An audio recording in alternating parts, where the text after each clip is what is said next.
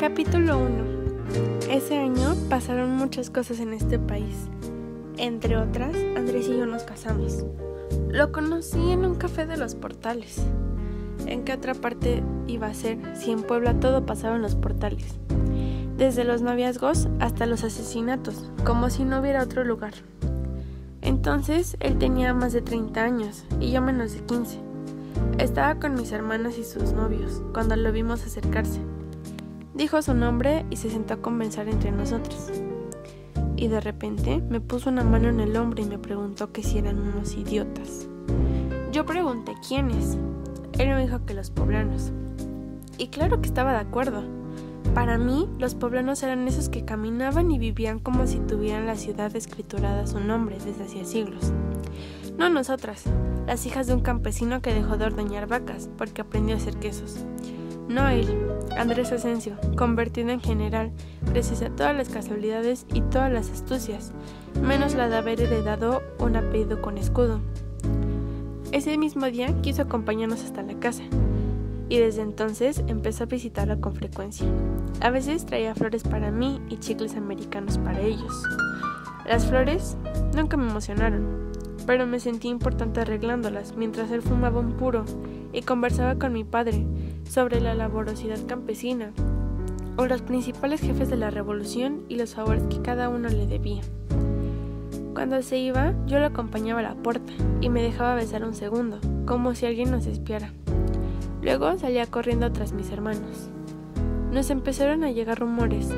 Andrés Asensio tenía muchas mujeres, una en Zacatlán y otra en Cholula, una en el barrio de La Luz y otras en México. Engañaba a las jovencitas, era un criminal, estaba loco, nos íbamos a arrepentir. Y nos arrepentimos, pero años después. Entonces mi papá hacía bromas sobre mis ojeras y yo me ponía a darle besitos. Me gustaba besar a mi papá y sentir que tenía 8 años, un agujero en el calcetín, zapatos rojos y un moño en cada trenza los domingos. Me gustaba pensar que era domingo y que aún era posible subirse en el burro que ese día no cargaba leche. Caminar hasta el campo sembrado de alfalfa para quedar bien escondida y desde ahí gritar «¿A qué no me encuentras, papá?».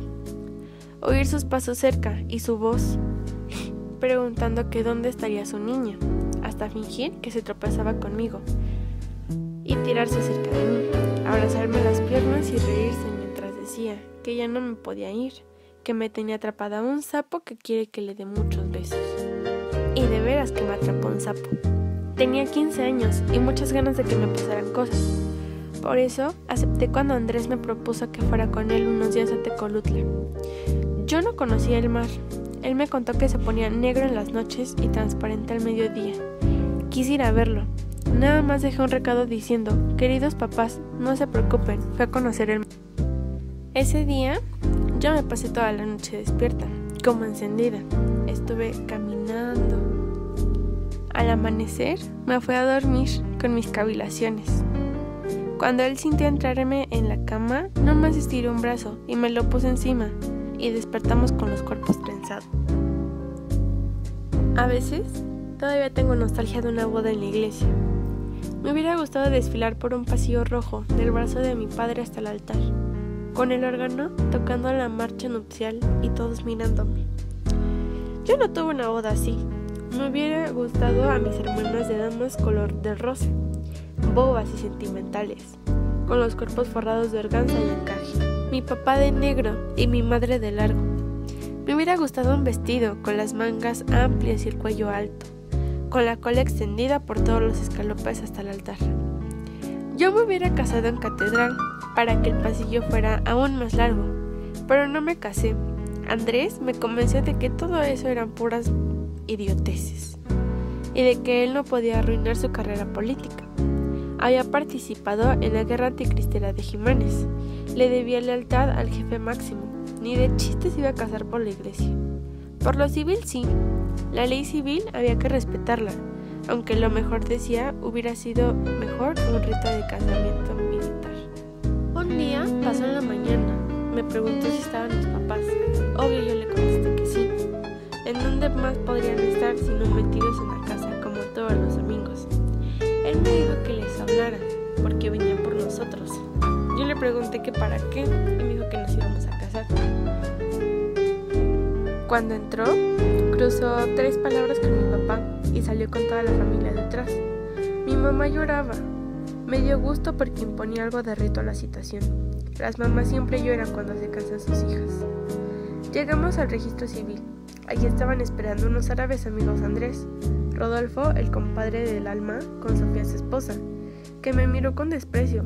Pensé que le darían rabia a mis piernas y mis ojos, porque ella era de pierna flaca y ojo chico. Cuando terminó toda la ceremonia, nunca se me olvidarán a mis hermanos pasando de mal. Hacía tan poco que habíamos llegado de Tonacintlán que no se les quitaba lo ranchero todavía. Bárbara estaba segura de que yo había enloquecido y abría sus ojos asustados. Teresa no quiso jugar. Marcos y Daniel firmaron muy serios, con los pelos engomados por delante y despeinados por detrás. Ellos se peinaban como si les fueran a tomar una foto del frente. Lo demás no importaba. A Pía le habíamos puesto en la cabeza un moño casi de su tamaño. Los ojos le llegaban a la altura del escritorio y de ahí para arriba todo era un enorme listón rojo con puntos blancos. Años después, cuando su hija Lilia se andaba queriendo casar, Andrés me dijo: ¿piensas que yo voy a hacer con mis hijas como tu papá contigo? Ni madres. A mis hijas no se las lleva cualquier idiota de la noche a la mañana. Yo no regalo a mis crías. El que las quiere que me ruegue y se ponga con lo que tenga. Ese día nos fuimos a desayunar a Los Portales. Andrés pidió café para todos, chocolate para todos y tamales para todos. Pero yo quería un jugo de naranja. Él me dijo que no, que me tomara mi café y mi chocolate como los demás. Pero simplemente yo no podía desayunar sin jugo. Estuvo de terco hasta que al final me dio mi jugo y confrontó a mi padre. Después todo terminó cuando mis hermanos y mis hermanas me felicitaban y me echaban porras y me ponían arroz por el cabello mientras me asomaban en la cabeza acariciándome. Capítulo 2. Nunca fuimos una pareja como las otras. De recién casados íbamos juntos a todas partes. A veces las reuniones eran de puros hombres y Andrés llegaba conmigo y se metía entre ellos abrazándome. Casi siempre sus amigos venían a la casa de la 9 Norte. Era una casa grande para nosotros dos. Una casa en el centro, cerca del Zócalo. La casa de mis papás y las tiendas. Yo iba a pie a todos lados, aunque estaba sola. En las mañanas salíamos a montar a caballo.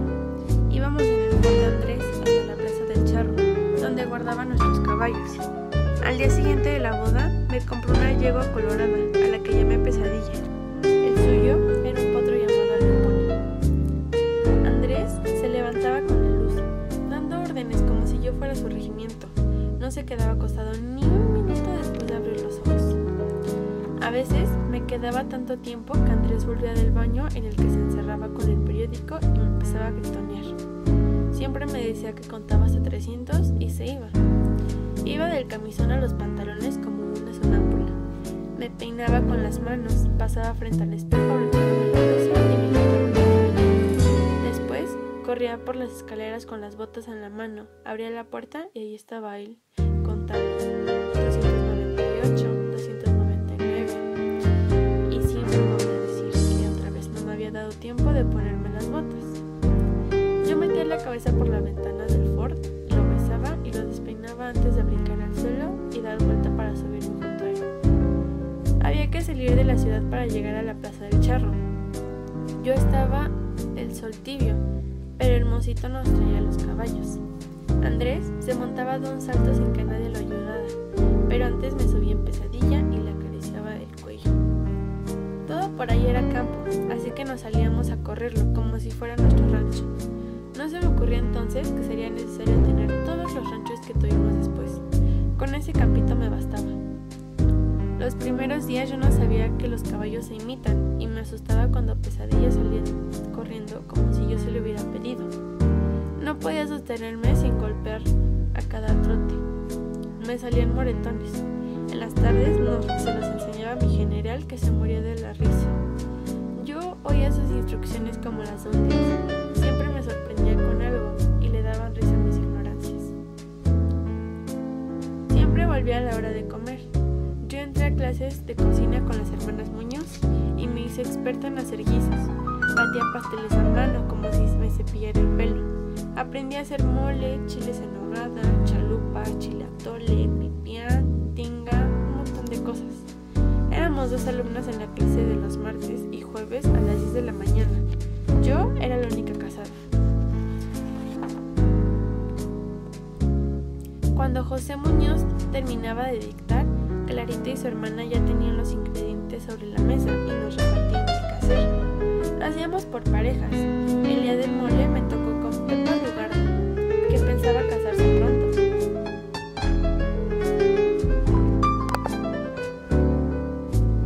Ese día acabamos como a las 3 de la tarde con los dentados pringados de colorado.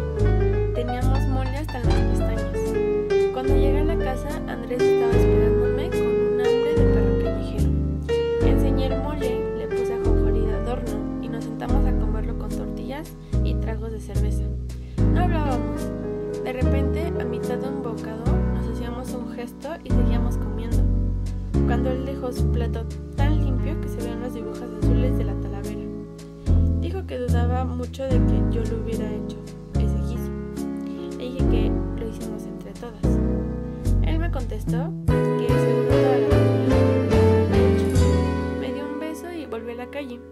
Yo fui a buscar a Pepa y a Mónica en los portales. Cuando llegué, estaban ahí, Mónica llorando porque Pepa le había asegurado que si alguien le daba un beso de lengua, le hacía un hijo. Lo único que hice fue llevarlos con la gitana del barrio de la Luz. A mí no me iban a creer nada.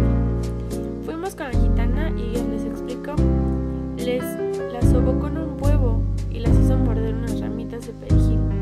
Después nos leyó la mano a las 3. A Pepa y a Mónica les aseguró que serían felices, que tendrían 6 hijos, una y 4 la otra, que el marido de Mónica iba a estar enfermo y que el de Pepa nunca sería tan inteligente como ella. Cuando yo extendí la mano, acarició el centro de mi palma y metió los ojos en ella. Me dijo que tenía muchas cosas raras. Yo le pedí que me las dijera, pero ella no quiso. Me dijo que otro día, que ya era muy tarde y estaba muy cansada. Y entonces Pepa y Mónica dijeron que me dijeran. Entonces se acercó y volvió a mirarla y volvió a sobarla. Me dijo que tenía muchos hombres por aquí, también tenía muchos penes. Me dijo que mejor fuera otro día, que debería estar viendo mal, que luego así le pasa.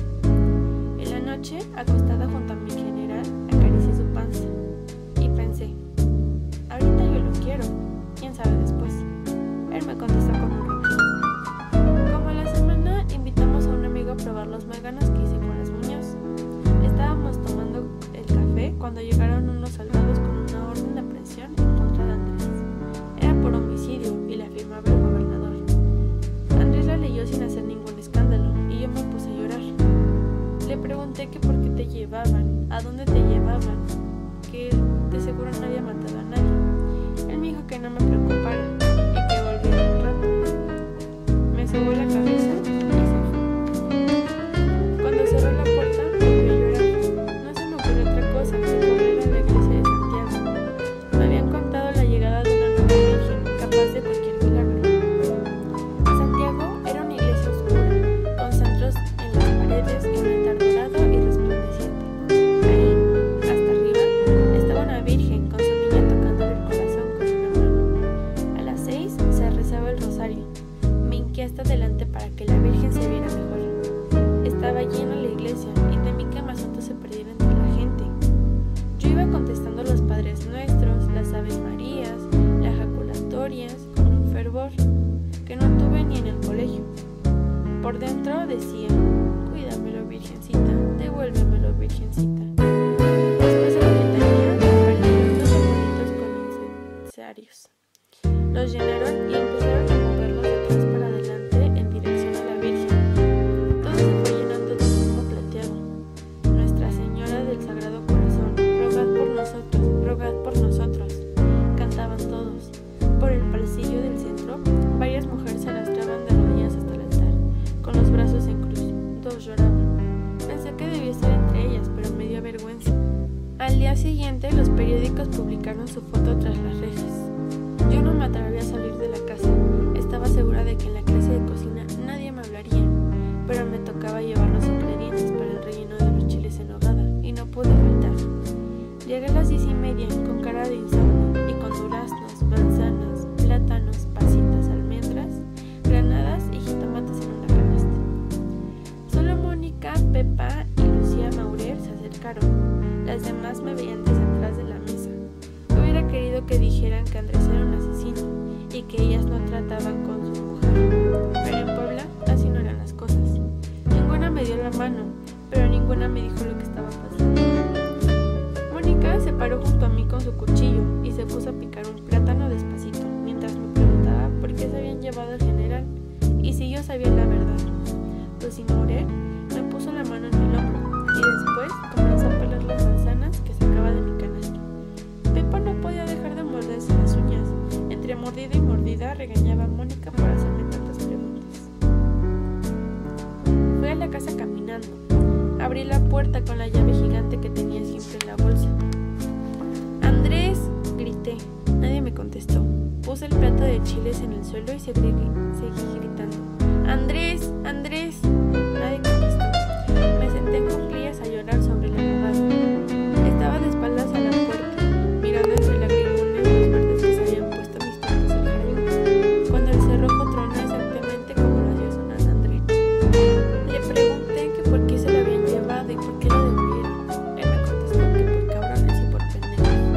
Al día siguiente salió en el periódico que el cura de Santiago tenía 2 años de cárcel por organizar una manifestación contra la ley de cultos y que el general Andrés Asensio había quedado libre y recibido las debidas disculpas tras probar su absoluta inocencia en el caso de la muerte de un falsificador de diplomas.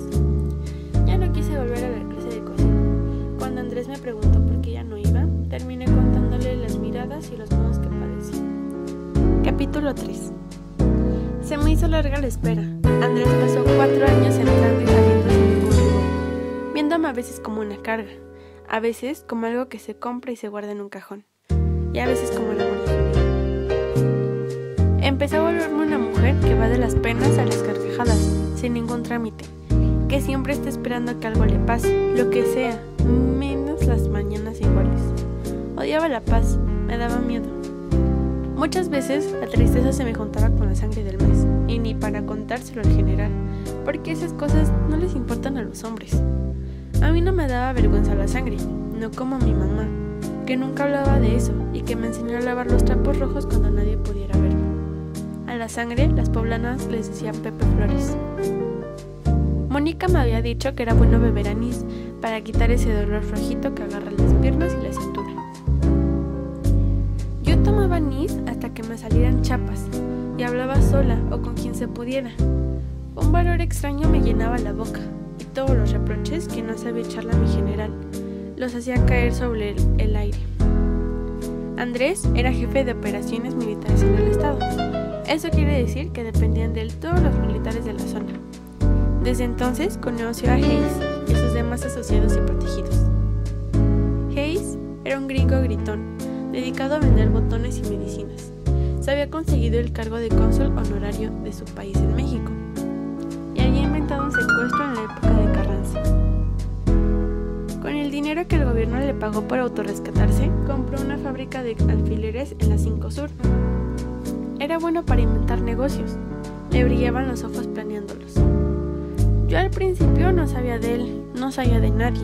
Andrés me tenía guardada como un juguete con el que me platicaba de tonterías. Desde que lo detuvieron aquella tarde, empecé a preguntarle más por sus negocios y su trabajo. No le gustaba contarme. Me contestaba siempre que no vivía conmigo para hablar de negocios, que si necesitaba dinero que se lo pidiera. A veces me convencía de que tenía razón, de que a mí qué me importaba de dónde sacara él para pagar la casa, los chocolates y todas las cosas que se me antojaban. Me dediqué a llenar el tiempo, busqué a mis amigas, leíamos juntas novelas de Pérez y Pérez. Todavía me acuerdo de Pepa ahogada en lágrimas con Anita de Montemar, mientras Mónica y yo nos carcajeábamos de tanto padecimiento pendejo. Se iba a casar con un español taciturno y feo, que quién sabe por qué le gustó para marido. Nosotras hablábamos muy mal de él cuando ella no estaba, pero nunca nos atrevimos a decirle que mejor lo cambiara por el muchacho alto que a veces le echaba risas a la salida de misa. Total, Se casó con el español, que resultó un celoso enloquecido, tanto que su casa le mandó a quitar el piso de los balcones para que ella no pudiera asomarse. El día de la boda de Pepa, para el que me compró un vestido de gasa verde pálido y Andrés me regaló un larguísimo collar de perlas, amanecí exhausta, no me quería mover de la cama. Andrés se levantó a dar sus brincos y luego lo vi salir hacia el baño, haciendo el reencuentro de todas las cosas que tenía que ir a hacer. Me enrosqué en las cobijas, pensando que me gustaría ir a la luna. De niña, me gustaba ir hasta el fondo de la cama y jugar a decir que andaba en la luna. En la luna estaba cuando él regresó. Y entonces me preguntó que si ya iba a tener mis días, o por qué había tenido esa cara de perro moribundo al amanecer. Me checó y me dijo que tenía ojos de vaca, que si no estaría de encargo. Lo dijo en un tono de orgullo y haciendo tal gesto de satisfacción que me dio vergüenza. Sentí como me ponía roja. Me volví a tapar las cobijas y me fui al fondo de la cama. Me preguntó que qué me pasaba, que si no quería darle un hijo. Oí su voz sobre las cobijas. Me toqué los pechos crecidos, haciendo las cuentas que no hacía nunca. Ya tenía como 3 meses de no tratar con Pepe Flores. Fuimos a la boda. Todo el tiempo estuve pensando en lo terrible que resultaría ser mamá. Por eso no me acuerdo muy bien de la fiesta. Solo recuerdo a Pepa saliendo de la iglesia y con la frente clara y las flores en la cabeza, sobre el velo que le llegaba a la orilla del vestido largo. Estaba linda. Eso dijimos Mónica y yo cuando la vimos salir. Nos dimos la mano para aguantar la emoción. Le dije que iba a tener un hijo. Ella me gritó que le daba mucho gusto y se puso a besarme a media iglesia. Capítulo 4. Tenía yo 17 años cuando nació Verania. La había cargado 9 meses como una pesadilla. La había visto crecer a mi cuerpo una joroba por delante y no lograba ser una madre enternecida. Todo el embarazo fue un fraude. Tenía un espantoso miedo a parir. Pensé que me quedaría tonta para siempre. Él se iba con más frecuencia que antes. Ya no me llevaba a México a los toros. Salía de la casa solo y yo estaba segura de que a la vuelta se encontraba otra mujer. Tenía razón. Yo no hubiera ido conmigo a ninguna parte, menos a los toros, donde las mujeres eran bellísimas y con las cinturas tan delgadas. La niña tenía 1 mes y yo los pezones llenos de estrías cuando Andrés entró a la casa con los 2 hijos de su primer matrimonio. Virginia era unos meses mayor que yo. Octavio nació en octubre de 1915 y era unos meses menor. Su padre me presentó y a los 3 nos miramos sin hablar. Yo no sabía nada de la vida de Andrés, menos que tuviera hijos de mi edad. Me dijo que eran sus hijos mayores, que hasta ahora habían vivido con su madre en Zacatlán, pero yo no quería que estuvieran en el pueblo, así que los llevó a estudiar aquí, para que vivieran con nosotros. Moví la cabeza de arriba para abajo y luego, enseñándoles a las niñas, les dije que era su hermana, que se llama Verania. Octavio se acercó a mirarla, preguntando por qué tenía un nombre tan raro, y yo le conté que así se llamaba la madre de mi padre. Me preguntó que si mi abuela, y se puso a pasar la mano por la mejilla de Verania. Era un muchacho de ojos oscuros y confiados. Se reía igual que Andrés cuando quería hacerse agradable, y pareció dispuesto a ser mi amigo. No pasó lo mismo con su hermana. Ella se quedó en la puerta junto a su padre, callada, sin dedicarme una mirada buena. La vi fea, medio gorda, de ojos tristones y labios muy delgados. Tenía los pechos chiquitos y las caderas cuadradas. Le faltaban nalgas y le sobraba barriga. Me dio pena. En la noche lo abrumé con preguntas. ¿De dónde salieron esos hijos? ¿Tenía más? Por lo pronto, esos 2. Había conocido a su madre a principios de 1914, cuando fue a México acompañado del general Macías, un viejito que fue gobernador de Puebla, tras la renuncia del gobernador constitucional, después de que Victoriano Huerta mató a Madero. Macías era de Zacatlán, arriero como el papá de los Asensio. Peleó en Puebla contra los franceses y se unió a las tropas de Porfirio Díaz. Con él se hizo importante y rico. Cuando llegó la revolución, regresó al pueblo donde tenía un rancho y se sentía protegido. Andrés entró a trabajar con él. Era su jefe de peones, un muchacho listo, hijo de un conocido. Se lo fue ganando. Cuando Huerta le ofreció la gubernatura, el viejillo lo agarró encantado y se llevó a su ayudante para Puebla. A los 6 meses de andar disque gobernando, se puso enfermo. Quiso ir a curarse a México y cargó con Andrés, que se le había hecho necesario porque era ordenadísimo y lo cuidaba como un perro. El general duró enfermo 3 semanas y a principios de enero de 1914 murió como era de esperarse. Andrés se quedó en México solo, sin entender nada de todo lo que ahí pasaba, sin trabajo y con 2 monedas de plata, regalo del viejo Macías. Le gustó la ciudad, consiguió trabajo en un establo por Mixcoac y se quedó a ver qué pasaba. Total, tenía 18 años y ningunas ganas de volver al pueblo. Por ahí, por Mixcoac, se encontró a Eulalia, una niña que llegó con las tropas de Madero. Su padre, Refugio Núñez, era un soldado raza y entusiasta. El padre de Eulalia trabajaba también en el establo. Odiaba y tenía esperanza. Le había pasado a su hija la sonrisa sombría de la derrota y la certidumbre que de pronto la revolución volvería a sacarlos de pobres. Quise saberlo todo. Extrañamente me lo contó.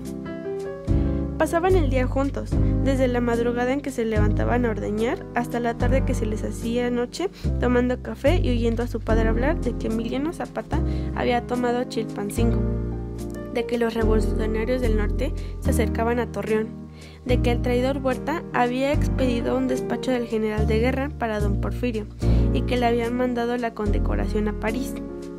¿Quién sabe cómo el papá de Eulalia estaba siempre al tanto de todo?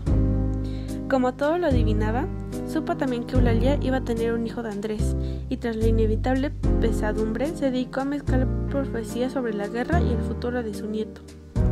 Una mañana de mediados de julio, don Refugio Núñez amaneció anunciando la derrota del traidor. No bien lo dijo, y la Cámara de Diputados le aceptó la renuncia a Victoriano Huerta. El 6 de diciembre, Eulalia amaneció con dolores de parto. De todos modos, su padre decidió que antes de cualquier cosa tendrían que ir a la avenida Reforma para ver desfilar el ejército convencionista de Villa y Zapata a la cabeza. El desfile empezó a las 10 de la mañana y terminó como a las 4:30 de la tarde. Eulalia parió a una niña a media calle. Su padre la recibió, la limpió y la envolvió en el rebozo de Eulalia, mientras Andrés los miraba hecho un tonto. ¡Ay, virgen! Era lo único que podía decir Eulalia entre pujo y pujo. Andrés decidió que la llamarían Virgen, pero cuando fueron a bautizarla, el cura dijo que ese nombre no se podía poner y les recomendó Virginia, que sonaba parecido, así que aceptaron. A los 8 días del parto, Eulalia volvió al establo con la niña colgada de la chichi y una sonrisa aún más brillante que la de un año antes. Tenía una hija, un hombre, y había visto pasar a Emiliano Zapata. Con eso le bastaba. En cambio, Andrés estaba harto de pobreza y rutina. Quería ser rico, quería ser jefe, quería desfilar, no mirar desfiles. Andaba amargado de la ordeña al reparto y oía las predicciones de don Refugio como una serie de maldiciones. Enero empezó con los convencionistas en el gobierno de la Ciudad de México, pero a fin del mes, Obregón volvió a ocupar la ciudad y a los constitucionalistas les tocó una vendaval que tiró todas las lámparas eléctricas y dejó oscuras la calle de la ciudad. Las cosas se fueron poniendo peores, hasta las vacas daban menos leche, estaban flacas y mal comidas. Eulalia y él caminaban toda la ciudad buscando pan y carbón. Muchas veces no encontraban, muchas veces no podían pagar ni eso. En marzo, para alimento de don Refugio y su hija, el ejército del sur volvió a ocupar la ciudad, haciendo que Obregón huyera la noche anterior. Tras ellos llegó el presidente de la convención y la mayoría de los delegados. Por más que las esperanzas de Eulalia y su padre crecían, no lograba contagiar a Andrés. Para colmo, Eulalia estaba embarazada otra vez. Eulalia estaba segura de que los señores de la convención no sabían bien a bien por lo que pasaba el pueblo, así que cuando oyó que se organizaría la gente para ir a pararse a una de las sesiones de los cestos vacíos y pidiendo maíz, no dudó en ir. Andrés no quería acompañarla, pero cuando la vio en la puerta con la niña metida en el rebozo y la cara de fiesta, la siguió. ¡Maíz! ¡Pan!, gritaba una muchedumbre, mostrando canastas vacías y niños hambrientos. mientras su mujer gritaba con los demás. Andrés mentaba madres y se pendejaba seguro de que por ahí no iban a lograr nada. Un representante de la convención avisó a la muchedumbre que se comprarían artículos de primera necesidad hasta por 5 millones de pesos. Te lo dije, nos van a sobrar comida, anunció Eulalia al día siguiente, antes de salir con su canasta a ver qué recogía en la venta de maíz barato que el presidente ordenó se hiciera en el patio de la escuela de minería. Esa vez no la acompañó. La vio salir cargando a la niña, con la panza volviendo a saltársele, flaca y ojerosa, con el lujo de la sonrisa que no perdía. Pensó que su mujer se estaba volviendo loca y se quedó sentada en el suelo fumando una colilla de cigarro. Como se hizo de noche y Eulalia no volvía, fue a buscarla. Cuando llegó a la escuela de minería, encontró a unos soldados juntando zapatos y canastas abandonadas y ni un gramo de maíz en todo el patio. Habían ido más de 10,000 personas a buscarla. Hubo como 200 desmayados, unos porque casi se asfixiaron y otros porque les dio insolación. Los habían recogido a las ambulancias de la Cruz Roja. Andrés fue por Eulalia al viejo hospital de la Cruz Roja. La encontró echada en un catre, con la niña descalabrada y su eterna sonrisa al verlo llegar. No le dijo nada, solo abrió la mano y enseñó un puño de maíz. Como él la miró horrorizado, abrió la otra. «Tengo más», dijo. Carranza llevaba un mes en la ciudad y su gobierno era reconocido hasta por los Estados Unidos. Cuando Eulalia parió a un niño de ojos claros como los de Andrés y sonrisa insistente y precoz como la de ella. Don Refugio estaba iluminado por la euforia. No podía encontrar mejor pronóstico para el futuro de prosperidad que estaba empeñando en alcanzar. Él le puso Octavio, antes de que nadie pudiera opinar otra cosa. Virginia tenía 1 año y pasó segundo término de la noche a la mañana. La madre y el abuelo estaban demasiado ocupados con el prodigio de un hombre recién nacido, y el padre apenas le veía intentar unos pasos, mientras pensaba cómo salir de pobre y rápido para siempre. Un día, el dueño del establo le pidió que acudiera a una nueva oficina llamada Departamento Regulador de Precios, a preguntar en qué iba a quedar el precio de la leche. No fuera a ser que la estuvieran dando más barata. Como un aparecido, Andrés vio a Rodolfo, su amigo de la infancia en Zacatlán, tras la ventanilla de informes. Era cobrador y necesitaba grado para merecer respeto. Le llevaba 2 años y hacía más de 4 que no se veían. Andrés siempre creyó que su amigo era un pendejo, pero cuando lo vieron con la ropa limpia y tan gordo como cuando vivían alimentados por sus madres, dudó de sus juicios. Andrés volvió muy noche al jacalón de Mixcoac, cuando su mujer le reprochó que no hubiera avisado cuánto tardaría. Él le contó la historia de su amigo convertido en sargento y le aseguró que pronto tendrían un trabajo bien pagado. Don Refugio se frotó las puntas de los bigotes y le dijo a su hija que él tenía razón, que Andrés andaba en buenos pasos, que él le iba a ir muy bien con los del norte. Andrés dijo que lo iba a hacer padrino de Octavio. Eulalia extendió su eterna sonrisa y fue a tirarse a la cama junto a su hijo. Don Refugio contó que hasta se sentía cansada y que para que ella lo diga ha de irse a morir.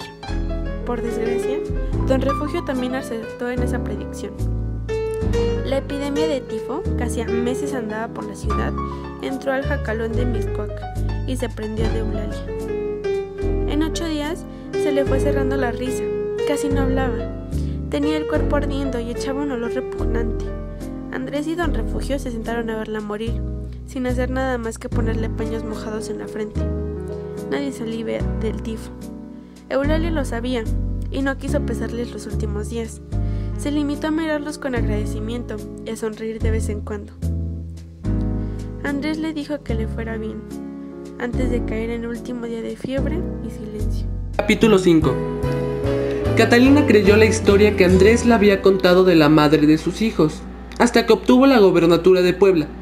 Para ese tiempo ya habían pasado 5 años y ya había nacido Sergio. Andrés se dedicaba tanto a su carrera política que cuando su hija Virginia desapareció, él dio por hecho que había sido una muerte inevitable sin que demostrara dolor ni remordimiento. Tiempo después, Andrés llegó a su casa con 4 muchachas: Marta, Marcela, que eran hermanas, y Lilia y Adriana, que eran gemelas, hijas de una monja. En un momento la casa de Catalina se había llenado de gente, hijos, nanas, sirvientas, meseros, cocineros, etc. Su hermana Bárbara se fue a vivir con ella y se convirtió en su secretaria particular. En ese año la legislatura le dio el voto a las mujeres, y Andrés entró en campaña yéndose con toda la familia de pueblo en pueblo, hasta que llegó a Zacatlán, considerada por Andrés como su patria chica. De ahí él salió, como un pobretón y despreciado por los del Puente y los Fernández, quienes eran los dueños del pueblo antes de la revolución, y parecían verlo regresar como gobernador. Cuando por fin llegaron las votaciones, Andrés y Catalina fueron juntos y los fotografiaron los periodistas tomados de la mano en la urna. El general pronto entró legalmente al Palacio de Gobierno. Los primeros tiempos del gobierno fueron divertidos, toda la familia lo disfrutaba, hasta que Andrés los llevó a la inauguración del manicomio de San Roque. Al día siguiente fueron a la casa hogar en condiciones deplorables. Entonces Catalina se da cuenta de lo miserable que era su esposo, ya que no le importaba en lo más mínimo el dolor de la gente, y ella se dedicó a hacer fiestas, rifas y bailes para recaudar dinero y satisfacer verdaderamente las necesidades de la gente. Todos la querían e iban con ella cuando el general no los recibía o los ignoraba. Ella trataba de interceder por cada persona, con su esposo, aunque éste le ignoraba, pero dejó de intervenir en los asuntos de él cuando supo que el archivo de la ciudad se pretendía vender a una fábrica de cartón, y su esposo obligaría al dueño a que se la vendiera a un precio muy bajo, para así él sacar alguna ventaja. Al día siguiente, el dinero que se obtuvo de la venta fue donado por el general a la asociación de charros, quedando él como un héroe cuando lo único que hizo fue abusar de su poder. Ella fue a ver a Octavio para contarle lo que pasaba, y este no hizo nada más que decirle que así era su padre, y que además no le importaba matar con tal de conseguir lo que quería, y se puso a jugar con... Capítulo 6. Andrés se enfurecía contra don Juan Soriano, director del seminario Avante, cada vez que publicaba notas sobre él. Cuando Aguirre nacionalizó el petróleo, Andrés mandó a Catalina a la ciudad a cooperar para pagar la deuda petrolera con dinero y alhajas, de las que ella no sabía su procedencia, por lo que ella se conmovió tanto con esa obra que en el momento de entregarla se quitó el collar que llevaba puesto en ese momento y lo donó. Cuando Andrés vio las fotografías que le sacaron para el periódico, la regañó, y entonces ella se dio cuenta que el dinero y las alhajas no eran de su esposo, sino que quizás las había obtenido de manera ilícita. Cuando fue a ver a sus hermanas, estas junto con una amiga le dijeron que su esposo llevaba 800 crímenes y tenía 50 amantes, por lo que decidió irse lejos y tomó un camión para Oaxaca. Pero a medio camino se regresó su amor de madre, no la dejó seguir su aventura y regresó para seguir con su vida de ajetreo e ignorar lo que todo el mundo decía, y que aunque ella sabía que era verdad, prefirió ignorarlo. Un día escuchó un amigo de Andrés quería inmiscuir a su papá en algún negocio, así que ella le suplicó dejara a su papá en paz. Él le dijo que lo haría con la condición de que le permitiera regalar su caballo a Hayes, ya que le gustaba mucho y a él no le convenía contrariarlo. Ella aceptó, aunque estaba enojadísima pero tranquila por su padre. Unos días después, Catalina fue a dar un paseo con Sergio y este le contó que había escuchado una conversación de su padre en donde mandaba matar a un hombre. Ella trató de disuadir a su hijo de tal idea, pero al ver que él estaba tan seguro de lo que decía, ella sintió un gran dolor, una gran vergüenza y comenzó a vomitarse. Sergio se asustó y rápido le ayudó a su mamá a llegar a su casa. Al llegar, ella dispuso que sus hijos vivieran en el piso de arriba de la casa y ella en el piso de abajo con su esposo. Eso para que los niños estuvieran lo menos posible en contacto con las conversaciones de su padre y así no volviera a pasar lo que pasó con Sergio. A Lucina y a las otras nanas les tocó cargar con la responsabilidad del capítulo 7. A partir de ese momento, Catalina se propuso conocer a fondo todos los negocios de su esposo, principalmente los de Atenacingo, que era de donde se oían más rumores. Se enteró de que lo que Sergio le había dicho era verdad. Se hizo amiga de las hijas de Hayes, descubriendo que a una de ellas la habían mandado a espiar al señor Gómez, que era el administrador de Andrés. Ella acostumbraba a visitar a Helen, la espía, ya que con ella se enteraba de cosas que su esposo no le platicaba. Un día, cuando estaba conversando con ella, se oyeron disparos. Catalina salió para ver qué era lo que pasaba y encontró a un hombre tirado muerto y a una mujer llamada Carmela que le suplicaba que le ayudara. Catalina ordenó al administrador que recogieran al hombre junto con el chofer y lo llevaran adentro. Ya adentro arreglaron el funeral del hombre, que se llamaba Fidel Velázquez. Y mientras Catalina interrogaba a la mujer, quien le contó todo lo que había pasado en Atenancingo, ella al regresar a su casa esperó a su esposo y le pidió explicaciones. Lo amenazó con contarle al dueño del Avante todo si no le devolvía el caballo que le había regalado a Hayes. Este, por supuesto, se rió y no le contestó nada. Ella se sentía frustrada, engañada, y a partir de ese momento la relación entre los dos cada vez más difícil para ella. Al día siguiente, cuando Catalina bajó a su recámara, encontró el caballo que le había regalado a Hayes. Lo abrazó y lo besó. Más tarde se fueron a una comida donde los reporteros insistían en el problema de Atenancingo. Andrés, por supuesto, evadía las preguntas y cuando el ambiente se puso muy pesado, sacaron a Catalina y a su esposo casi encima de la gente. Ella tenía ganas de gritar todo lo que sabía. Sin embargo, la presencia de su esposo la hizo desistir de esa locura y solo puso cara de ignorante en el asunto. Catalina siguió investigando, dándose cuenta de que su esposo era efectivamente lo que la gente decía. Cuando mataron al padre de Magdalena Maynez, que se dedicaba al negocio de los cines, Catalina supo inmediatamente que había sido su esposo el responsable, porque cuando estaban en el funeral vio llegar una corona tan grande que no cabía en la puerta, y eso acostumbraba a hacer él cuando la muerte de la persona había sido obra suya o la muerte de esa persona le convenía. Ella salió de la funeraria y fue a casa. Allí se encerró en el estudio. Detrás de ella llegó su esposo, el que le exigió que abriera la puerta. Ella cedió para evitar que sus hijos escucharan la discusión. Cuando él entró, tomó con fuerza y quiso hacer el amor con ella. Sin embargo, fue la primera vez que ella se negó sin que él pudiera convencer de lo contrario. Capítulo 8. Catalina conoció a Fernando Armendáriz. Era el secretario particular del presidente. Estaban en una reunión de la que Andrés la sacó ya que era demasiado obvia con sus coqueterías, y la llevó a su casa. Ella se encerró en su cuarto durante una semana y donde se metió a su cama y recordó lo que la gitana le había dicho practicándolo todos los días y a cada rato, hasta que un día llegó Andrés y le dijo que Fernando iría a cenar a su casa. Ella salió de su cuarto y preparó lo mejor de su repertorio gastronómico. Cuando llegó la cena, Andrés se hizo el desentendido de las coqueterías de Catalina, concentrándose en la preparación de la recepción que le prepararían al presidente en su próxima llegada a Puebla, la cual resultó espectacular. En toda la preparación, Catalina no se despegó de Fernando, y Andrés no tuvo objeción ya que sabía que Fernando era homosexual, y a su esposa estaba segura.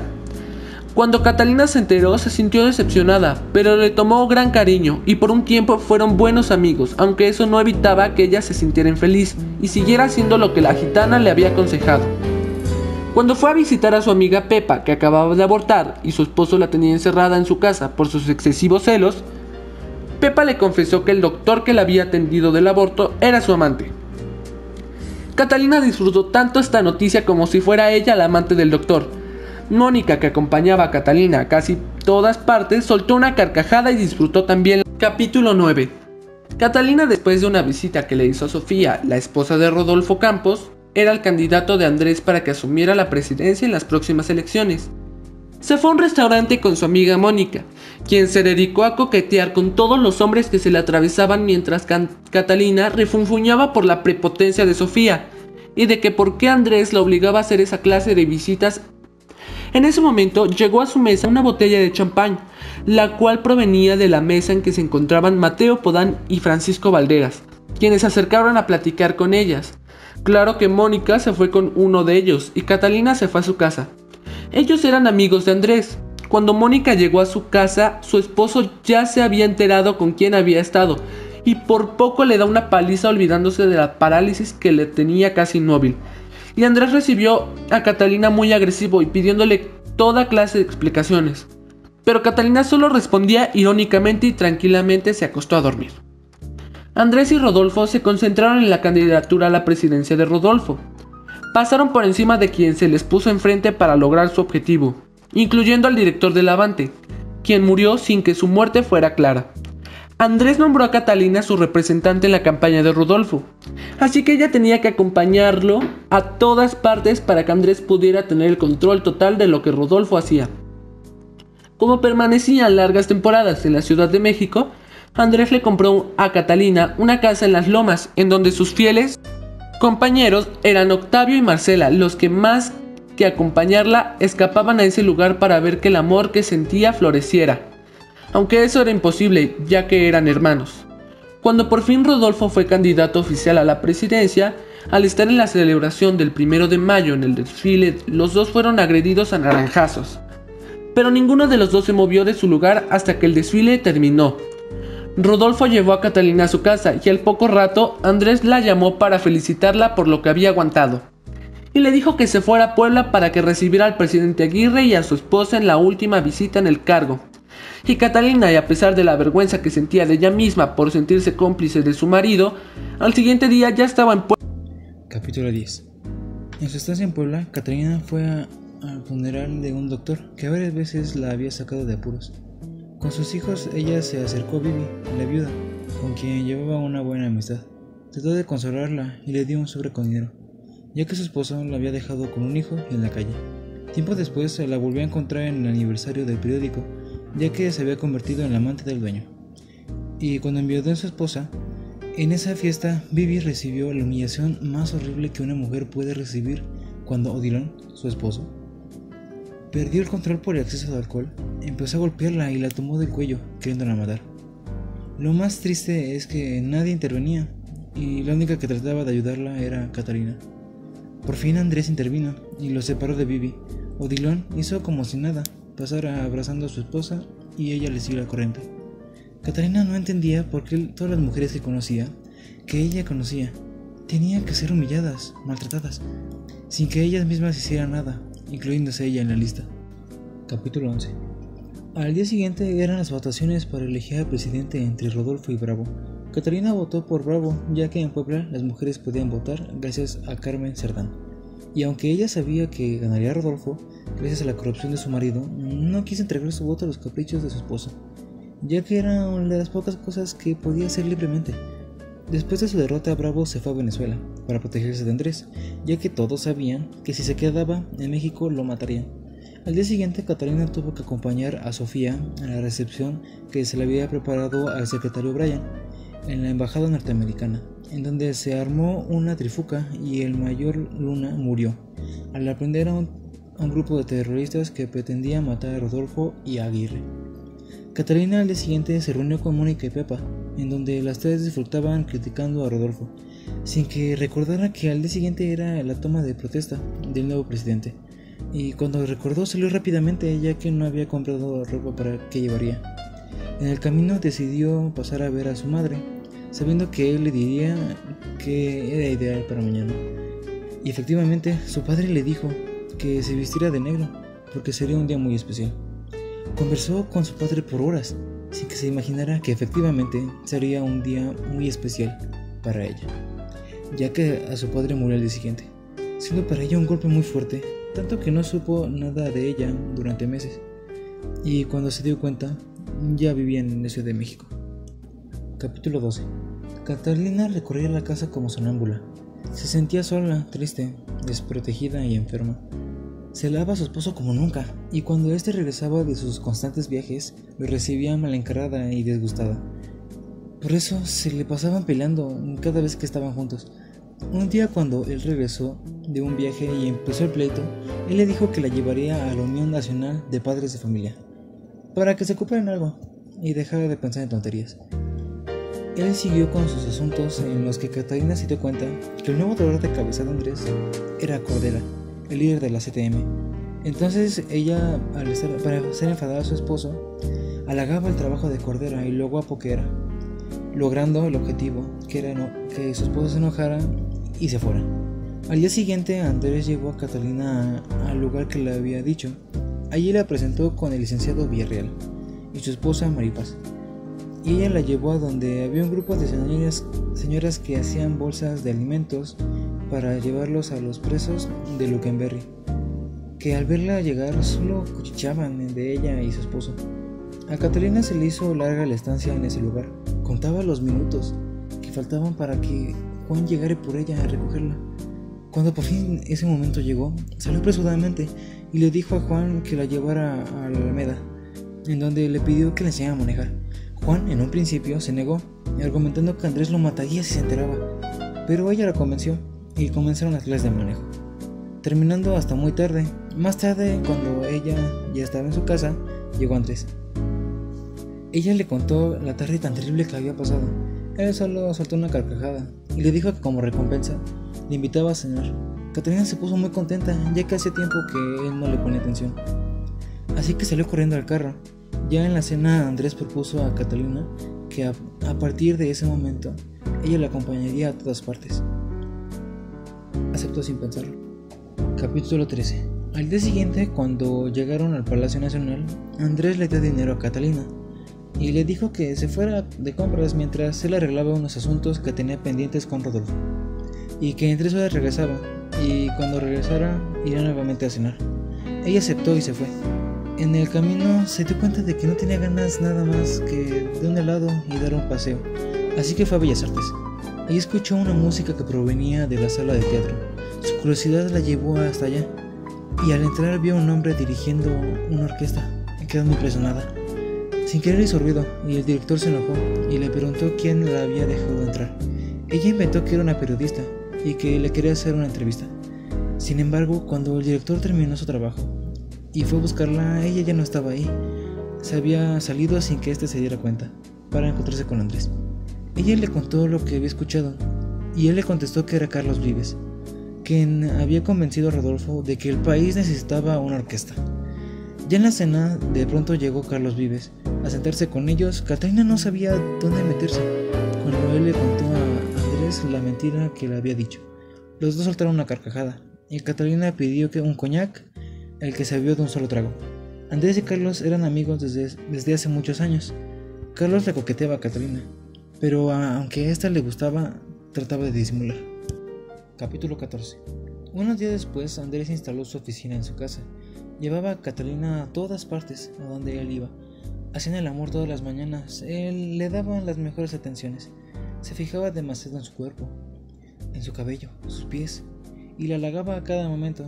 Ella se sentía muy incómoda solo con que la abrazara, y aunque por mucho tiempo deseó que él hiciera eso, en ese momento era muy tarde, porque ella se había enamorado de Carlos. En la primera oportunidad que Andrés la dejó sola, ella no dudó y fue a buscar a Carlos a Bellas Artes. Al terminar sus ensayos, salieron a caminar, pero Juan la esperaba para llevarla con Andrés. Carlos ordenó a Juan que se fuera, que ellos llegarían caminando, pero Juan sabía que si no llegaba con Catalina, Andrés se enojaría, así que se fue caminando cerca de ellos. Entonces llegaron al edificio, que era un restaurante Sanborns. Ella dijo que ese edificio le gustaba mucho. La talavera que ahí había le recordaba mucho a su casa en Puebla. Él dijo que dijera a su esposo que se la comprara, pero lo dijo de una forma muy irónica. Ella se ofendió mucho y lo mandó al diablo. Juan, que iba cerca de ellos, sacó la pistola y se la puso a un costado a Catalina y la llevó hasta donde estaba Andrés. Ella en el camino le iba diciendo toda clase de ofensas en contra de Carlos. Sin embargo, tuvo que controlarse cuando vio a Andrés. Capítulo 15. Cuando Catalina llegó con Andrés, le estaba esperando con Sofía y Rodolfo para irse al concierto que iba a dar Carlos, en el que Catalina se estremecía como unos adolescentes. La música le recordaba a su padre, quien fue la persona más importante de su vida. Sus sentimientos estaban confundidos. Sentía un gran amor por Carlos, pero también sentía un gran coraje por la forma que la trató. Le dolía lo de su padre, pero también se sentía de recordarlo y lloró hasta que se cansó mientras Andrés hacía un gran esfuerzo para no dormirse. Cuando el concierto terminó, toda la gente que ahí estaba no podía parar de aplaudir, tanto que Carlos tuvo que regresar varias veces para agradecer los aplausos que no paraban de oírse. Después del concierto se fueron todos a la cena de Rodolfo, ofreció en nombre de Carlos, en Los Pinos. Allí Andrés se fue a sentar con Pancho Peña a platicar y a quedarse Catalina sola. Carlos y Cordera se acercaron a ella y la invitó a salir al jardín. Ella aceptó y salió con ellos. Después de un rato, Cordera se despidió de ellos y se fue. Cuando Carlos y Catalina se quedaron solos, él la invitó a dar un paseo y terminaron en la cama de él disfrutando de la pasión que ella ya no sentía por su esposo. Cuando despertaron eran las 3 de la mañana. Ella dijo que no quería irse, que se fueran juntos a cualquier lugar del mundo, pensando que él también quería lo mismo. Sin embargo, él dijo que él le había costado mucho trabajo llegar a donde había llegado y que no podía darse el lujo de perder todo por ella. Capítulo 16. A la casa llegaron Carlos, Andrés, Pancho y Juan. Andrés quería seguir la fiesta, así que mandó a Juan por Toña y Agustín Lara. En un instante llegó Juan solo con Toña, la cual cantaba maravilloso, y al ser acompañado por Carlos en el piano, la velada fue maravillosa. Catalina cantó como nunca y lo disfrutaba tanto que parecía Andrés y Pancho se quedaron dormidos en los sillones. Catalina, Carlos y Toña salieron al jardín y disfrutaban el amanecer cuando llegó Sergio, el hijo de Catalina, y le pidió que lo llevara a montar. Carlos y Toña se retiraron y Catalina fue con su hijo a montar, disfrutando como nunca, y jugó con él, como si fueran 2 niños. Cuando despertó, Andrés llamó a Catalina y solo le preguntó qué había hablado Carlos y Cordera. Quería que le repitiera su conversación palabra por palabra. Ella le dijo que no había dicho nada importante y salió de la recámara diciendo que se volvería a dormir. Capítulo 17. Mientras Andrés dormía, Catalina se fue a dar unos masajes. Conoció a Andrea, con quien comenté cuando la masajista hizo el comentario de que Andrés había matado a una muchacha porque ella no quería seguir siendo su amante. Catalina se enojó tanto que se levantó y comenzó a gritar que eran mentiras que la gente inventaba. Defendía a su esposo, aunque al fondo ella sabía que eso era imposible. Andrea lo calmó y le dijo que la única forma de salir de dudas era investigarlo, pero Catalina le dio tanto miedo y lo único que quería pensar era en el romance que había comenzado con Carlos, y le contó a su amiga lo que habían vivido con él y no quería que su esposo lo supiera porque estaba segura de que si se enteraba los mataría a los dos. Al llegar Catalina a su casa, Andrés la sorprende dándole las escrituras del restaurante que tanto le decía asustado, y porque él tuvo su primer pleito con Carlos y lejos de hacerla feliz, se sintió humillada. Capítulo 18. Andrés le anunciaba a Catalina que irían a la casa de Puebla con unos amigos, que ella estaba furiosa porque no vería a Carlos en la última semana, pero en cuanto lo vio se fueron a un cuarto que tenía frente a la catedral donde hicieron el amor. El día a partir de Lilia le preguntó a Catalina si estaba enojada porque dejaría de ver a Carlos tanto tiempo. Ella lo negó tratando de ser discreta con sus sentimientos, aunque era imposible porque Lilia se había dado cuenta, y para cambiar el tema le preguntó si le agradaba el novio que su papá le había conseguido. Lilia el supuesto que estaba en desacuerdo, pero le daba miedo enfrentar a su padre. Después llamó a Puebla con la cocinera para ordenar el menú para la fiesta. La cocinera difiere en las decisiones de Catalina, ya que siempre le cayó mal porque estaba enamorada de Andrés, pero finalmente tuvo que atacar las órdenes de Catalina. Cuando ya estaban listos para salir y fue a avisarle al general, se dieron cuenta que les faltaba un chofer y Carlos ofreció a manejar el otro carro. Mientras estaban en camino, Lilia dijo a su mamá que no se quería casar con Emilio.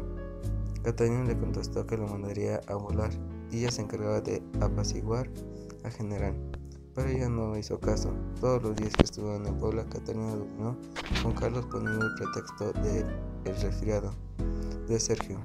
Al día siguiente fueron a Zócalo, donde se encontraron a Medina, amigo de Carlos y líder de la CTM, el cual le contó a Catalina que cuando Andrés era gobernador, durante una huelga mató a varios trabajadores, siendo el testigo de Catalina cada vez se enteraba de más cosas de su marido.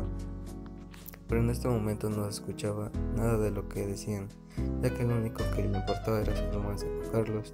Al otro día Catalina y Carlos se fueron a unos sembradíos de Cempasúchil, donde hicieron el amor y regresaron, comieron Posteriormente, Catalina había planeado ir al Zócalo, pero Andrés la llevó a su cuarto, donde también hicieron amor con él. Poco tiempo después salió del cuarto buscando a Carlos y a los niños. Ya se habían ido, salido a buscarlos. Por todo, cuando se lo encontró, estaban afuera de la iglesia y le dijeron a Carlos se lo habían llevado unos hombres armados. Entré a la casa dando gritos con los niños colgados de mis sacos sin decir una palabra. Corrí los 5 tramos de escaleras que llevaban al salón de juegos y llegué arriba con sus manos todavía prendidas a mi cuerpo, contagiadas de mi pánico. ¿Qué te pasa?, preguntó Andrés abriendo la puerta. Mascaba un puro, tenía la copa de brandy en una mano y una ficha de dominó en la otra. Alguien se llevó a Carlos. Los niños estaban solos en la puerta de la iglesia, dije, despacio, sin gritar como si le estuviera contando algo previsto. ¿Quién se lo va a llevar? Él ha de haberme ido a meter donde ya le advertí que no vaya. Y dejó a los niños solos, irresponsable. Los niños dicen que se lo llevaron a la fuerza, dije otra vez apretando frialdad. Tus hijos tienen mucha imaginación, abrígalos y que se duermen, es lo que necesitan. ¿Y tú qué vas a hacer?, le pregunté. Abrir el juego, tengo la mula de 6, me contestó. ¿Y tu amigo ya regresará? Si no, al rato le hablo a Benítez para que lo busque la policía. ¿Vamos a ponerle la pijama a esos niños? Voy a ponerles la pijama, dije, como si otra me gobernara, como si me hubieran amordazado. Descansé mis brazos sobre los hombros de los niños y bajé las escaleras al segundo piso. Lilia iba saliendo de su recámara, se había puesto un vestido negro, con vivos rojos, tacones altísimos y medias oscuras. Se recogió el pelo con 2 peinetas de plata y se pintó la boca. Vestida así no, me decía mamá. ¿Me prestas tu abrigo de atracán? Ayer manché el mío con helado. ¿Encontraste, Carlos?, preguntó. No, contesté, mordiéndome el labio de abajo. Pobre mamá, dijo y me abrazó. Quería gritar, salir a buscarlo, jalarme los pelos, en lo que sea. Lilia acarició mi cabeza. Pobre de ti, dijo. Me separé despacio de su cuerpo perfumado. Estás guapísima, le dije. ¿Ya te vas? A ver, camina, que te vea yo la raya de las medias. Siempre te las pones chuecas, le hice caminar por el pasillo. Ven, te enderezo a la izquierda, dijo. Coge de mi cuarto el abrigo que quieras y no beses a Emilio, que no te gaste antes de tiempo. Me besó otra vez y bajó corriendo las escaleras. Llevé a los niños a su cuarto. Cuando se durmieron apagué la luz y me acosté junto a Verani. Me tendí boca abajo, metí las manos entre los brazos y empecé a llorar despacio. Unas lágrimas enormes. Con que no esté sufriendo, me dije, que no lo maten de a poco, que no le duela, que no le toquen la cara, que no le rompan las manos, que alguien bueno le haya dado un tiro. Señora, dijo Lucina entrando al cuarto, el señor ya quiere cenar. Sírvale por favor, dijo y con una voz ronca. Quiero que usted baje, me dijo que le avisara que aquí está el gobernador. ¿Y el señor Carlos?, pregunté. No, señora, él no está, dijo acercándose a la cama. Se sentó en la orilla. Yo lo siento mucho, señora. Yo usted sabe que a usted la quiero mucho. Que me daba gusto verla tan contenta. Yo usted sabe. ¿Lo mataron? ¿Te lo dijo Juan? No sé, señora. Juan se hizo el enfermo cuando la avisaron. Manejó Benito. Le quisimos avisar a usted, pero ¿cómo? Si estaba encerrada con el general. Volví a meter la cara entre los brazos. Ya no tenía lágrimas. ¿Y Benito?, pregunté. No ha regresado, me levanté. Dile al general que no tardo y pídele a Juan que suba. Me vestí de negro, me puse los aretes y la medalla que Carlos me regaló.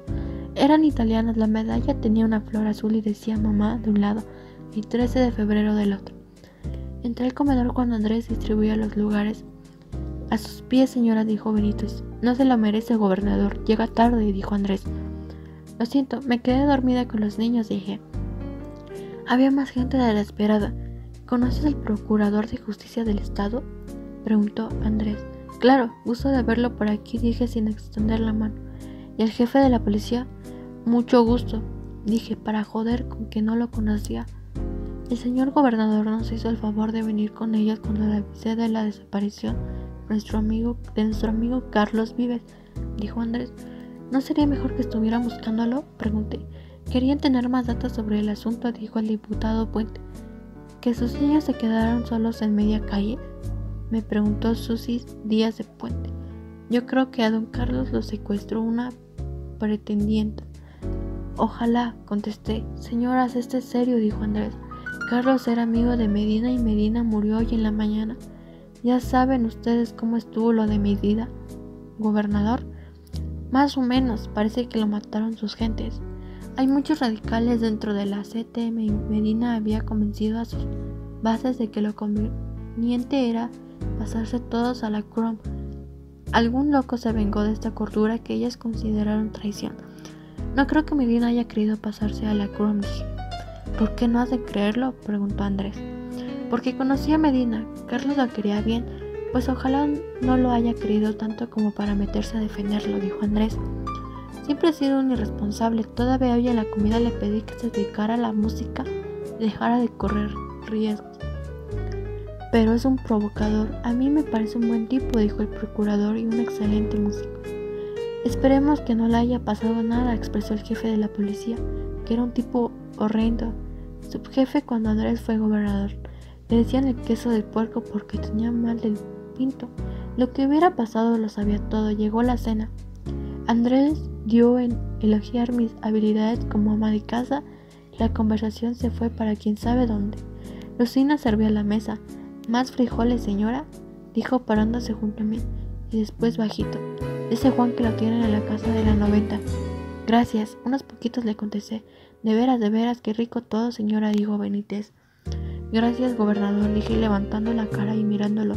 Junto a él encontré los ojos de Tirso, el procurador, un notario respetado que nunca quiso trabajar para Andrés.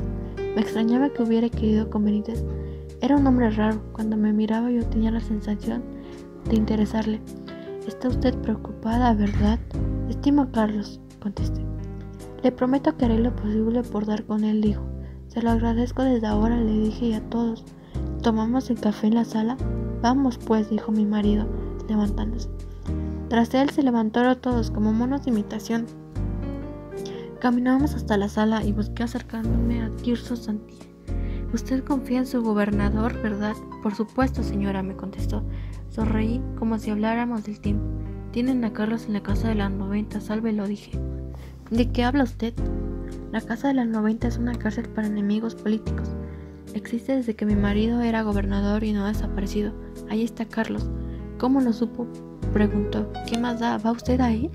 Diga que se lo dijeron en la calle. Vaya si mandó a alguien que se lo avise en su oficina. Pero apúrese, por favor, dije riéndome para disimular. Señor gobernador, me voy a retirar. Quiero ver si mi oficina saben algo, dijo. Este Santillana tan eficaz. Yo siempre quise contar con él y no dejó. ¿Cómo le hiciste, Felipe?, dijo Andrés. Tuve suerte, contestó Benito. Vaya usted, señor procurador, pellizcó. El jefe de la policía se incomodó. Me quedé en Puebla. Volver a México me asustaba. En la casa del cerro tenía paredes y recuerdos tan revisados que me protegían. Ya no quería desafíos ni sorpresas. Mejor hacerme vieja vigilando los noviazgos ajenos. Sentada en el jardín junto a la chimenea, metida en la casita que compré frente al panteón de Tonantzintla, a la que iba cuando tenía ganas de gritar, esconderme, era un cuarto de ladrillos en el que puse una mecedora y una mesa con mis cajas de fotos y recortes. No le entraba el sol porque en el patio había un árbol enorme sobre el que se enredó una bugambilia que pasaba del árbol al techo de la casa. Cubría las tejas y se asomaba por las ventanas. Ahí berreaba. Yo hasta quedarme dormida en el suelo, y cuando despertaba con los ojos hinchados volví a Puebla, lista para otra temporada de serenidad. Después de la muerte de Carlos, Lilia entró en rebeldía contra su padre. Desconfiaba de él y quería acompañarme todo el tiempo. Íbamos juntas a comprar fruta a la Victoria. Me hacía llevarla al puerto de Veracruz y escoger con ella los vestidos y los zapatos que se compraba cada 2 días. Se puso de moda llenarse los brazos de pulseras de oro con enormes medallas colgando. Cuando se acercaba sonaba como vaca con cencerros. No me gustaba comprar en el puerto porque ahí compraban las mujeres de Andrés. Él tenía una cuenta que arreglaba con los dueños en la que firmaban los mismos sus hijas que la última viva con la que andaba. Yo no, solo por Lilia fui de repente. Me gustaba, era curiosa y metiche como yo. Estaba dispuesta a todo. Las otras hijas de Andrés no eran así. Después de un tiempo de obedecer a su padre y salir a cenar con los Alatriste cada vez que se lo pedían, decidió enamorarse de un muchacho Uriarte. Tenía una moto india y ella se iba a escondidas a correrla con él por la carretera a Veracruz. Yo la protegía y hasta me hice amiga del muchacho que me caía en gracia y me libraba de emparentar con los Alatriste. Emilito volvió con Georgina Letona, que lo perdonaba todas y le había aguantado un noviazgo de 8 años. Era bellísima, lo quería como una boba. No recuerdo a nadie con sus ojos. Tenía las pestañas apretadas y oscuras, unas cejas como dibujadas y en el centro 2 bolas con color miel idénticas al pelo que le caía hasta los hombros. Nunca la vi carcajear, se sonreía francamente, enseñaba los dientes pequeños y parejos bajo los labios abiertos con una espontaneidad que daba envidia. Lilia y yo lo encontramos una vez caminando por Reforma cogidos de la mano. Cuando estaba con ella, Emilito perdía el gesto de idiota con el que lo recuerdo. ¿Te imaginas el ridículo de casarme con este? Desde antes de la boda ya iban a vérseme los cuernos sobre la frente, me dijo Lilia después del encuentro. Yo le pasé un brazo por el hombro y le dije que tenía razón y que bendita la hora en que Uriarte había aparecido a salvarla del ridículo. 4 días después de nuestro encuentro en Reforma, Emilito le llevó a Lilia una serenata con piano que ocupó toda la calle. El piano era de lo menos. Lo tocaba Agustín Lara y cantaba Pedro Vargas. Toda la gente trasladada a la puerta de nuestra casa en Puebla. Lilia bajó las escaleras de su cuarto nuestro corriendo con una bata rosa y descalza. ¿Qué hago, mamá? Su padre se había levantado a espiar por la ventana. Prende la luz, babosa. ¿Cómo que qué hago? Le contestó. Si prendo la luz va a creer. Prende la luz, gritó Andrés. Si no quiere no la prenda, dije. Después, ¿quién aguanta al muchacho creyendo que ya lo aceptaron? Lo aguanto yo, que voy a ser su suegro. Pero si Lilia no quiere, dije mientras afuera tocaban farolito y la niña se asomaba entre las cortinas a mirar. Es tan feo, dijo. Tiene cara de que sufre. Claro que sufre, dijo Andrés. Lo andas cambiando por el pendejo de la moto. No sufre por eso. Tú sabes perfectamente que el muchacho está enamorado de Georgina Letona. Cállate, Catalina. No tienes por qué meterle insidias en la cabeza a la niña. Prende la luz, Lilia. Contesté que no estoy de acuerdo en eso, dije saliéndome de la cama. Vente, hija, dijo Andrés, no le hagas caso, está amargada. La niña fue a meterse en el lugar que yo dejé en mi cama. Se quedaron ahí oyendo la música con la luz encendida mientras yo bajaba a los cuartos de servicio a despertar a Juan. Le pedí que saliera por la puerta de atrás y le fuera a decir a Uriarte lo de la serenata. Como que yo conocía a ese muchacho que en 15 minutos apareció en 10 amigos, una guitarra y un rifle de municiones. Se armó un griterío. Lilia, sal a decirle a este quién es el bueno contigo, pedía Javier Uriarte mientras sus amigos se iban sobre el piano. Metían a Agustín Lara en un coche y empujaban a Pedro Vargas al asiento de junto. Un guarura protegió a Emilito con un abrazo de cuatos y sobre él se fue Javier a trompones. Los amigos disparaban municiones al suelo y gritaban: limpio, limpio, déjenlos solos. Emilito se separó de los guardaespaldas y se enfrentó a Uriarte. En un momento estaban trenzados, dando vueltas. Andrés olvidó que tenía partido y se puso a ver el pleito como si estuviera en el box. Emilio se defendía, pero no era hábil. Lilia los miró acodada en la ventana junto a su padre, comiéndose las uñas. Usted que llora, póngase contenta, dijo Andrés. Pero ella no aguantó. Se fue de la ventana, se amarró la bata y apareció de pronto en la puerta caminando hacia los muchachos. Sin más se metió entre los dos. Emilito jadeaba con la corbata en las narices. Uriarte jaló a Lilia y la abrazó. Un segundo más tarde apareció Andrés en la puerta llamándola. La niña se desprendió de Javier y volvió a la casa.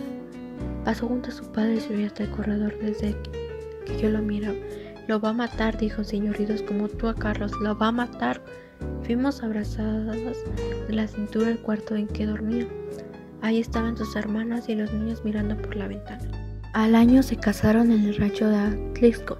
Fue todo México, desde el padrino presidente con los secretarios de Estado hasta los jefes de zona militar, 15 gobernadores, todos los poblanos ricos y Lucina y Juan, que terminaron abrazados a media pista sin que nadie se metiera con ellos. No se me olvida a la Lily bailando con su padre, apoyada en él como si le gustara su protección, dejándose llevar de la cintura por todo el centro del inmenso jardín, árboles viejos de siglos y un río al que le echaron flores por la mañana en Matamoros para que a las 3 de la tarde estuvieran pasando por el rancho de San Lucas, donde se casaba la primera hija del general Asensio. Me encargué del traje de Lilia, estaba preciosa, metida en todas esas organzas. Bailaba con su padre echando la cabeza hacia atrás, girando los pies rápido para seguir con el paso doble. Luego la orquesta tocó sobre las olas y Andrés se la entregó a Milito para que la abrazara mientras oían su canción. No sé cuándo inventaron que esa era su canción, aunque a Lilia le daba lo mismo. Se aferraba como la mejor actriz a los papeles que le iban tocando. Daban vueltas por la pista mientras la gente aplaudía. ¡Beso! ¡Beso! Tras un rato de mirarse y mirar al suelo, se tocaron las bocas un segundo y volvieron a bailar en silencio.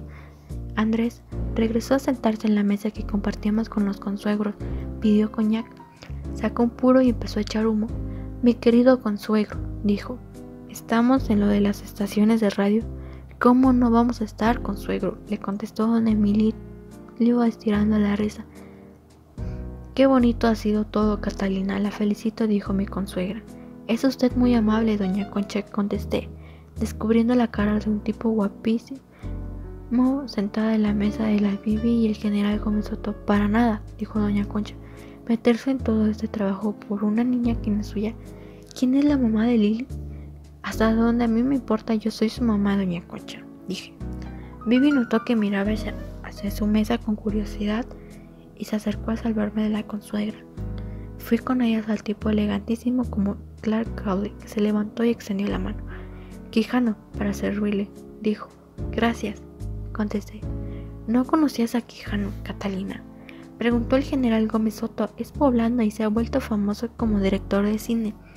Empezamos una conversación sobre películas y artistas. Me invitó a ver el estreno de La Dama de las Camelias, su primer película, y acepté, contando cuánto le gustaba a mi madre y lo que significó para mi casa la existencia de esa novela. Se rieron. De veras, era la Biblia. En mi casa nadie podía toser sin que se creyera que de ahí podía deslizarse fatalmente la otra vida. Mi madre tenía jarabe de rábano y yodado en cada cuarto de la casa. Uno tosía y ella sacaba su cucharada y la libraba de la muerte terrible de Marguerite Gautier. Dije, ¿bailamos? Ante los conversadores ojos de Andrés pasé bailando, abrazada de aquel hombre perfecto. No vi que se molestara, pero me hubiera gustado bailar así con Carlos alguna vez. ¿Cambiamos?, dijo Lucina cuando estuvimos junto a ella y Emilito. Solté a Quijano y traté de seguir los bailoteos de Emilito. Pensé en Javier Uriarte, en lo que nos hubiéramos divertido, y sentí rabia. Volví a Lilia. ¿Cambiamos? Y soltando a Quijano se puso a bailar conmigo mientras los dos hombres se quedaban parados a media pista. Está guapísimo, ¿de dónde lo sacaste? Loquita, te quiero mucho, le dije. Para que lo digas, me llevo dando vueltas por la pista y yo disfruté lo bien con lo que hacíamos. No perdíamos nunca el paso, como si hubiéramos ensayado toda la vida. La tarde empezó a enfriar y Lilia llegó a decirme, ya me voy, Emilio no se quiere quedar hasta la noche y el pozole. ¿Me acompañas a cambiarme? La espero, dijo Quijano. Acompañándome hasta la orilla de la pista le di las gracias y fui con Lilia a la casa de la hacienda. En su recámara había 4 maletas a medio hacer, todas abiertas en su desorden que parecían irreversible. Le desprendí el velo y el tocado. Cuando se sintió libre de los pasadores, agitó la cabeza y salieron volando los tules y las flores. Se soltó la melena negra hasta media espalda y respiró como si hubiera estado contenido el aire durante horas. Se bajó de los tacones y tironeó el vestido para salir de él. Quise ayudarla a desabrocharse. Cuando ya estaba en fondo a medio cuarto, se lo trepó para sacarlo por la cabeza. Tenía las piernas largas y morenas metidas en sus medias claras. A la mitad del muslo se había puesto una liga de las antiguas, un resorte forrado de satín blanco y encajes. Le conté una vez que en el tiempo de mi abuela se usaba bajar la liga hacia el suelo y antes de que cayera hacer que otra mujer metiera el pie y la salvara de caer. Con ese juego la novia pasaba su buena suerte y la otra mujer encontraba novio y casamiento. Ven, te doy la liga, me dijo, brincando en calzones y sostén. Yo ya tengo marido, dije. Para que tengas otro. Dejó caer la liga. La recogí en el aire con la punta del pie. Un momento tuvimos los pies unidos por el resorte de encajes, subiéndome el vestido. Siempre me han gustado tus piernas, dijo Lila, metiéndose en la falda de su traje sastre. Era de tergal y la que era perfecta. Se puso una blusa roja y encima el saco azul marino de la misma tela que la falda. Perdí un zapato, lo encontramos abajo de una maleta. Tiene chueca la raya de las medias, dije. Tú siempre con que tengo chueca las rayas, dijo, parándose de espaldas frente a mí para que yo se las enderezara como cualquier otro día. Me agaché hacia sus piernas. ¿Entonces qué? ¿Me pongo ya? Preguntó. ¿Te pones dónde? Dije. Abajo de él, abajo y que se dé de saltos, dije. Y la besé. Dame la bendición, entonces, como cuando era yo chica que te ibas de viaje, dijo, al oír a Emilio llamándolo. Era curiosa y mandona como su padre, y como su padre una arbitraria perfecta. Le puse la punta de la mano extendida en la frente y luego la bajé hasta su pecho y fui de hombro a otro, mirándola aguantar la risa y la emoción, los ojos húmedos y los cachetes rojos. En el nombre del Padre, del Hijo y del Espíritu Santo, que te vaya bien con todo y sobre todo con el Espíritu Santo. Me quedé sentada en el suelo hasta que un mozo entró a preguntarme si podía bajar las maletas. Entonces me levanté a cerrar el desorden que había dejado Lilia y salí del cuarto, junto con las maletas. Abajo del jardín había un griterío por los novios que se irían en el Ferrari, regalo de Andrés a su hija. Lo habían pintado con billet diciendo recién casados y tenía botes amarrados a la salpicadera para que fueran haciendo ruido al rodar. Lilia subió al coche y se despidió con la mano como artista de cine. Sus hermanas se acercaron a besarla. El único que parecía sobrar era Milito, mirando al fondo del jardín como si esperara algo. Adiós, dijo Lilia, estirando la boca para besar a su padre que presidía el jolorio de la despedida. Emilito señaló un Plymouth negro que se estaciona detrás. Nos vamos en aquel, mi vida. Ya están allá las maletas. Los viejos altaristas se acercaron a despedirse. Besaron a su hijo y doña Concha se puso a llorar. Días después, Catalina jugaba con Verani y Checo en el jardín cuando llegó la mujer de los higos, la que también le llevó hojas de limón negro para sus dolores de cabeza, advirtiéndole que si las consumía en exceso se podía morir, y antes de irse le dijo que lo único que recordaba de su esposo era que siempre le decía que la venganza era despacio. Catalina no se llevaba bien con Marta y Adriana, las hijas de Andrés, así que poco tiempo después Marta se casó, se fue a vivir a Orizaba y no la vieron por mucho tiempo. Adriana se fue a un convento y Catalina, al ver que sus hijos estaba mejor con Lucina que con ella, se regresó a México, a su casa de las Lomas donde vivían Andrés, Octavio y Marcela, estos dos últimos siempre anhelando una boda que nunca llegaría. Un día ya en México, Catalina estaba con Trina, pedicurista, cuando llegó Vivi, su amiga, y le pidió un consejo ya que se había enamorado del torero madrileño y no sabía cómo deshacerle con su esposo.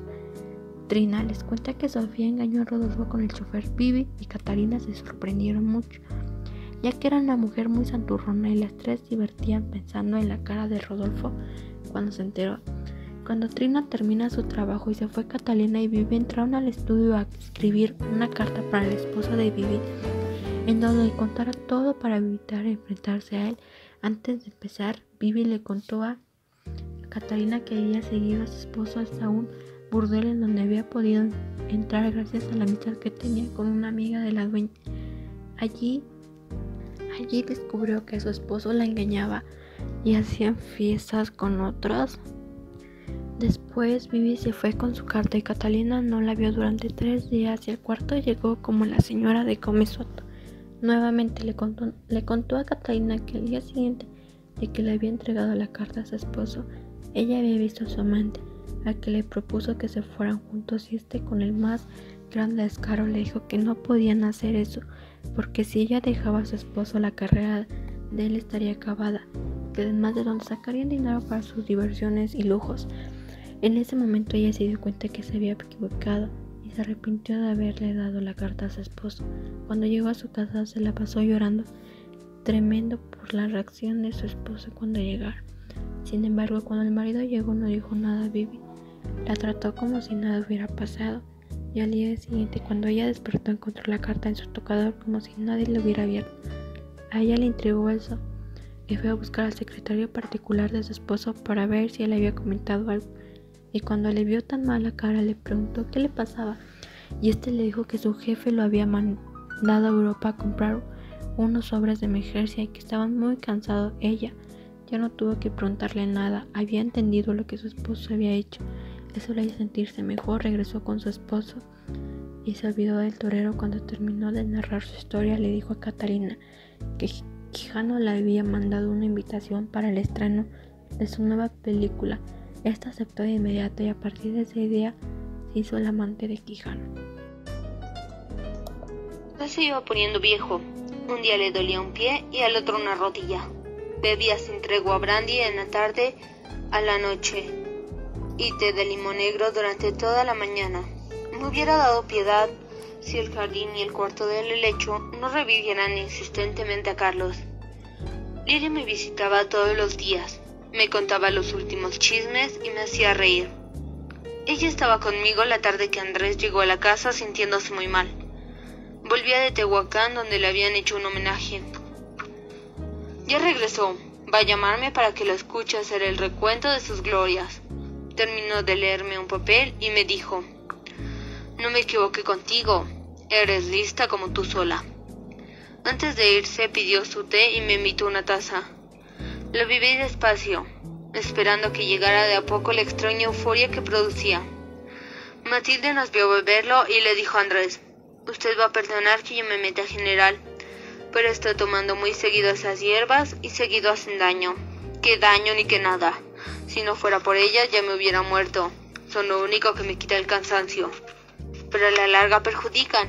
Yo veo que usted está desmejorando. No por las hierbas, contestó Andrés antes de dar el último trago. Señora, parece que el general se emocionó demasiado. Venga usted pronto, no está bien. Andrés estaba echado en la cama, aún más pálido que otros días y jalando aire con dificultad. ¿Qué te pasa? ¿No estuvo bien? ¿Por qué no te quedaste a la comida?, pregunté. Me cansé y no quise morirme a media calle. No seas exagerado. Todo el mundo se cansa. Deberías de ir a Acapulco más seguido. Llama a Telles. ¿Pero quieres que me muera sin ayuda? Llamamos a Telles cada vez que tornudas. Ya hasta me da pena. Pena es lo último que tú vas a sentir. Llámalo. Ahora sí te la voy a hacer buena. Ya me voy a morir. Llámala de testigo, no vayan a decir que me envenenaste. Durante las semanas lo vi adelgazar y encogerse a poco, pero esta tarde envejecí en minutos. ¿De veras te quieres morir?, pregunté. ¿Cómo voy a querer morir? No me quiero morir, pero me estoy muriendo, ¿no me ves? ¿De qué se nos muere ahora, general? Por fin llegó Telles. Hagan su rito. Me les voy a morir de todos modos. Necesita descansar, dijo Telles. Seré otro más tieso y más frío, también más descansado, por supuesto. ¿Todos quieren que me muera? Ya déjese de que te vas a morir. Nosotros nos vamos, dijo Esparza. Descanse, general. No tome café, ni coñac, ni excitantes. Vengo mañana temprano a la del arranque. ¿Quieres más té?, dije sirviéndoselo. ¿Qué quieres tú, Catalina? ¿Vas a coquetear con Cienfuegos? ¿Quién es Efraín Huertas y cómo sabe que un seno tuyo al otro solloza un poco de ternura? ¿Dónde encontraste esos poemas?, le pregunté seria. En mi casa no valen los cerrojos. ¿Qué vale? Era amigo de Vives, ¿verdad? Ya muérete, murmuré, mientras él seguía habla y habla hasta quedarse dormido. Luego fue a acostarme junto. Al rato despertó, puso la mano sobre mis piernas y empezó a acariciarme. ¿Le hablas a Cabañas? A Cabañas, Catalina. ¿Trajiste el 2 Cabañas?, dijo haciendo un esfuerzo. Sí, general, los traje todos. Dame el 2. ¿Qué es el 2?, pregunté. Empezó a firmar con su eterna pluma fuente de tinta verde. Un rato después, se murió. Llamé a sus hijos. Rodolfo entró. Vamos a llevarlo a Zacatlán. Él así ordenó. Te agradezco la colaboración, ya sé del testamento. Si tienes problemas, cuenta conmigo. Quiero contar contigo para no tenerlos. No te entiendo. Era como mi hermano. Eres su mujer. ¿Qué quieres que haga? Que no te metas, que no me ayudes, que no hagas tratos con las otras viudas. Todos recibirán lo suyo, pero tendrán que venir conmigo a recibirlo. ¿Quiénes son las otras viudas? Sé perfectamente quiénes son las otras viudas y cuántos son los hijos que no han vivido con nosotros. Se quedó callado, asintió con la cabeza y fue a pararse a un lado de la caja gris. Hubo de todo. Creo que me divertí esa noche. Era yo el centro de atención y eso me gustó. Me acerqué a la caja abierta y vi la cara de Andrés muerto. Adiós, Andrés, le dije. Van a llevarte a Zacatlán. Te querías ir a descansar, ¿no? Fito está empeñado en darte gusto. ¿Qué fue estás? Me chocas con esa cara. No tengo demasiados líos como para todavía cargar con tu cara de reproche. Voy a estar mejor que nunca sin ti. No quiero ir a tu entierro. Tú eres simpático y me agarraste, niña. Cuando ponías esa cara me dabas un miedo. ¿Crees que les voy a dar el gusto de quedarme con todo? Para que puedan ir diciendo que tenían razón, que siempre supieron que yo no era más que una enviciosa. ¿O crees que me voy a quedar a media calle pidiéndole a Fito una caridad? No, Andrés. Voy a llamar a todos a echar volados y a ver quién se queda con la casa, quién se queda con los ranchos y con los negocios. Yo quiero una casa menos grande que esta. Una casa en el mar, cerca de las olas, en la que nadie me pida, ni me ordene, ni me critique. Me iría a dormir, pero quiero ir a Zacatlán.